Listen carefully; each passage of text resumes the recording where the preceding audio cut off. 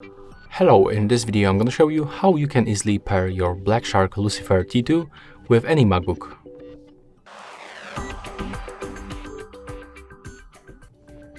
So to do this you have to open this charging case. Right now just wait until this indicators turns off. Okay, right now.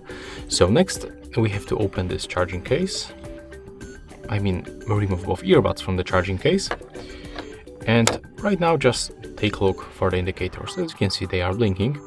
So it means that they are automatically in the pairing mode.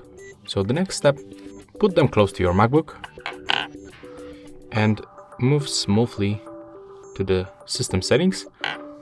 And we have to navigate right now to the Bluetooth. Turn it on by tapping on the switcher. And as you can see, we can find them on the nearby devices list. So click connect once. And as you can see, we are connected right now. They are also synchronized. They blinks on the white, so it means that they are synchronized and they are connected. The next option, the last thing, just go to the sound settings and be sure that the output and the input device is selected for our Black Shark earbuds. So that's all for this video. Hope you like it.